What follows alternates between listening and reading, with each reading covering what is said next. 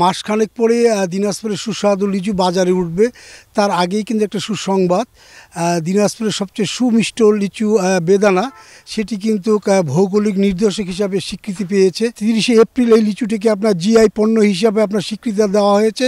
আর আমরা জানি যে দিনাজপুরে প্রায় 10 থেকে 12টি জাতের এখানে লিচু হয়। এখানে রয়েছেন আমাদের দিনাজপুর হর্টিকালচার ডিপার্টমেন্টের উপপরিচালক ডক্টর এজামুল হক। আমরা তার কাছ থেকে জানতে যাব যে জিআই পণ্য বা ভৌগোলিক নির্দেশক যে বেদানা লিচু পাওয়ার পরে এটি আমাদের কী ধরনের আপনার অর্থনৈতিকভাবে এটাকে কী ধরনের প্রভাব পড়বে এবং লিচু চাষিরা আপনার কী ধরনের আপনার এটাকে কীভাবে গ্রহণ করবে এই বিষয়টা তার কাছ থেকে জানতে চাব। দিনাজপুর একটি সমৃদ্ধশালী উপজেলা, বিভিন্ন ফলে এখানে সমারোহ।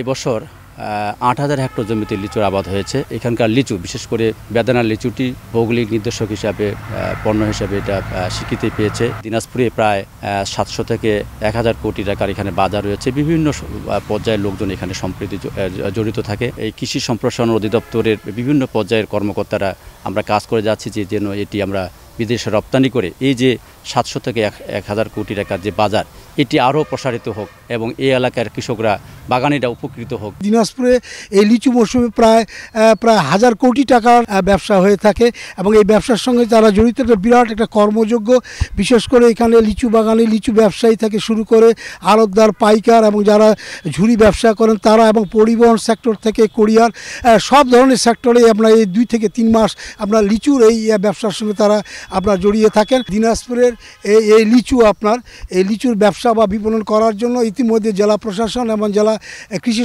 সম্প্রসারণ অধিদপ্তর আপনার মার্কেটিংয়ের জন্য বিভিন্ন ব্যবস্থা গ্রহণ করেছে। আমার কাছ থেকে লিচু বাগান থেকে সর্বশেষ এই ছিল।